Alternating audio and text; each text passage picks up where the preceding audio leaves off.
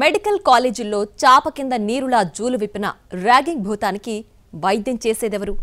సీనియర్ల వికృత చేష్టలు భరించలేక జూనియర్ విద్యార్థులు తీవ్ర ఇబ్బందులు పడి చివరకు రెండు వర్గాలు ఒకరిపై ఒకరు దాడులు తెగబడేందుకు కారకులు ఎవరు? కాలేజీల్లో ర్యాగింగ్ నివారణ కమిటీలు ఏం చేస్తున్నాయి?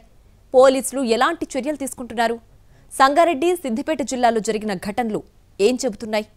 సంగారెడ్డి గవర్నమెంట్ మెడికల్ కాలేజీలో ర్యాగింగ్ ఘటన కలకలం రేపింది. సిద్దిపేట జిల్లాలోని సురభి మెడికల్ కాలేజీలో ర్యాగింగ్ ఘటన మరవక ముందే ఈ ఘటన వెలుగులోకి వచ్చింది. ఈ ర్యాగింగ్ వ్యవహారం కాస్త గ్యాంగ్ వార్కి దారితీసింది. సంగారెడ్డి మెడికల్ కాలేజీలో ప్రతీక్ చంద్ర ఎంబీబీఎస్ ఫస్ట్ ఇయర్ చదువుతున్నాడు. సీనియర్లు ర్యాగింగ్ పేరుతో ప్యాంట్లు, షర్ట్లు విప్పించారని ఆవేదన వ్యక్తం చేశాడు. డిసెంబర్ 2న కుటుంబ సభ్యులకు విషయం చెప్పగా బాధితుడి సోదరుడు బుధవారం కళాశాలకు వెళ్లాడు. ర్యాగింగ్ చేసిన సీనియర్లను కలిసి ఇదేం పద్ధతి అంటూ గట్టిగా ప్రశ్నించాడు.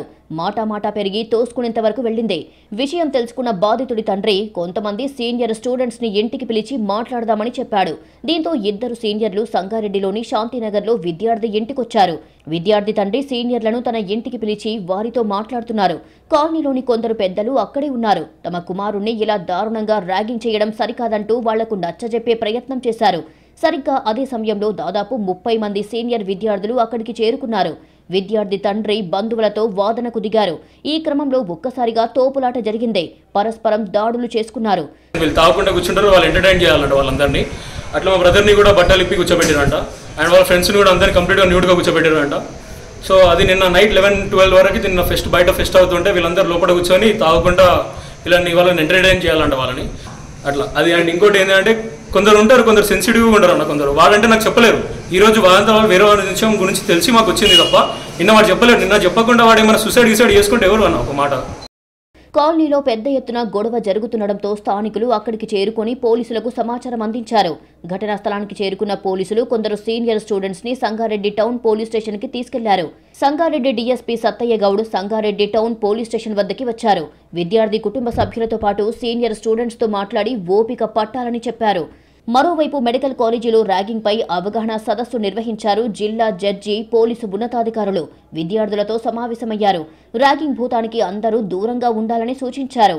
మళ్లీ ర్యాగింగ్ కు పాల్పడితే కఠిన చర్యలు ఉంటాయని హెచ్చరించారు. యాంటీ ర్యాగింగ్ యాక్ట్ ఉందో దీంట్లో క్లియర్ గా స్ట్రింజెంట్ పనిష్మెంట్స్ ఉన్నాయి.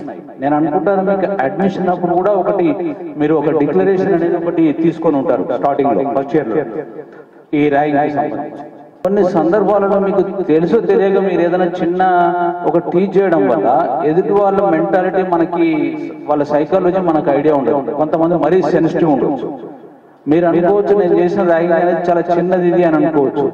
కానీ అది అందరిలో నేను ఇన్సల్ట్ గా ఫీల్ అయ్యి ఎక్కడ రూరల్ బ్యాక్గ్రౌండ్ ఎక్కడి నుంచో వచ్చిన వాళ్ళకి ఇది కొత్త ఎక్స్పోజర్ ఇక్కడికి వచ్చిన తర్వాత. సో అందరిలో దాన్ని ఒక ఇన్సల్ట్ గా భావించి ఒక సూసైడ్ గానే ఏమైనా చేసుకున్నాడు అనుకోండి. సో చట్టంలో క్లియర్ గా చెప్తుంది ఆ సూసైడ్ అనేది ఆ ర్యాగింగ్ వల్లనే జరిగిందని చెప్పి కోర్టులు భావించాలి. మిగతా సూసైడ్లలో వేరే రకంగా ఉంటుంది. మొత్తంగా సంగారెడ్డి గవర్నమెంట్ మెడికల్ కాలేజీలో ర్యాగింగ్ ఘటన సంచలనం రేపింది. కొన్ని రోజుల కిందటే సిద్దిపేట జిల్లా సురభి మెడికల్ కాలేజీలోనూ జూనియర్ ని సీనియర్స్ ర్యాగింగ్ చేశారు.